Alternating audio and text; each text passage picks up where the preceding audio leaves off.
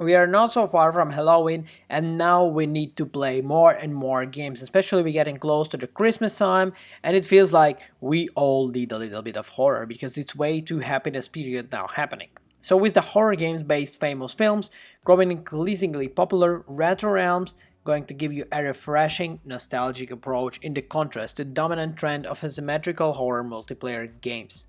And today I will tell you why and why you need to play it this time of the year. Let's talk about this. But before we actually dive fully deep in the review, I would like to ask you a simple question. If you're the first time on this channel, why you're not subscribed yet? So let's have a deal. You watch video till the end and you make your decision up if you sub or not. Anyway, let's go. So first of all, the both Team Games and Way Forward have crafted a game that feels like a tribute to classic horror and arcade platformers from 80s and 90s, presented through the RetroRealms Arcade, a 3D hub that combines horror museum with arcade aesthetics, and the game that includes purchasable kind of like an idea of 16-bit platformer versions of Halloween and Ash and Evil Dead. It's clear that from the start it celebrates the retro gaming and the horror's rich genre history. The main antagonist, the Overlord, serves as the loosely structured narrow link that kind of crosses each world, allowing players to step into the shoes of the characters like Michael Myers, Ash Williams, and even Laurie Strode from Halloween or Kelly Maxwell's Ash and Evil of the Dead. These characters set each with their own abilities and moves, and players can cross them over between worlds, opening new ways to approach challenges in other campaigns. This diversity in playstyles keeps the gameplay fresh, particularly since the characters move differently. For instance, Myers has a single powerful jump, which actually can perform in one way, whereas the Laurie Strode has a double jump. Every move is precise, and Wave's forward dodge is evident in tight platforming controls, responsive jumps, and animations that can help players master attacks and dodge, crucial for getting past dense waves of enemies. While characters share some base abilities, their distinctive upgrades and movesets create plenty of room to experimentation and skill-based strategies, especially for them and those who are looking to kind of like play a speedrun or challenge themselves. In terms of atmosphere, RetroRealms excels. These levels of rich type of gameplay is actually really amazing. In terms of atmosphere, RetroRealms excels. The levels are richly detailed, but it's also vibrant pixel art that with the dense background and the horror-inspired animations create this great picture.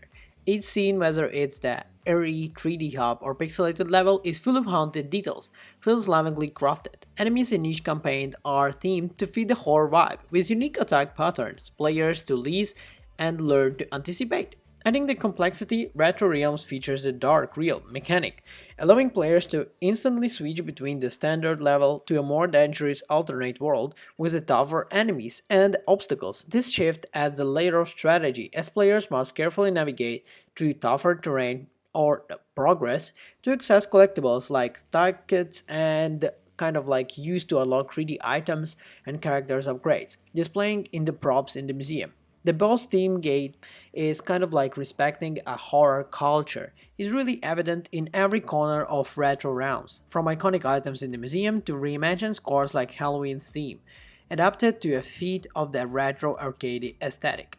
The hub itself is full of Easter eggs for the fans and available for the developers to directly pull back into creative process.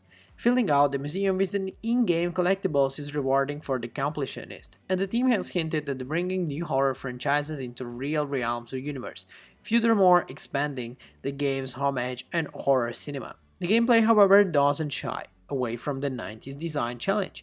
Checkpoints are sparse and meaningless in full loss of life resets, and the level entirely, a common feature in the classic games, true last of today.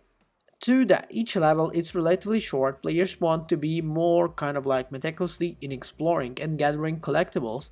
You kind of find restarts, experience feel more modern, such as checkpoints before the boss fights and highly representative controls. But the focus is on leaderboard purity might feel harsh to the players who really would prefer a more generally safe system. It's especially challenging when trying to progress across the campaigns as an upgrade earned in one world it doesn't carry into another one, making such playthrough feels like a fresh state. Yet, for those who appreciate the layered difficulty and mechanical reliability, I think classical arcade experience of Retro Realms is a rare gem. Also unforgiving at times, it rewards dedication, blending innovation mechanics and the deep reverence of the horror and games of past decade. The result of fast-paced platformer that draws equally the arcade era enthusiast and horror history, offering retro enthusiasts a lot of interest. With the future horror type each blend, RetroRealms has one of the best adventures potentials of the platformer horror genre that you can find on the Steam market nowadays.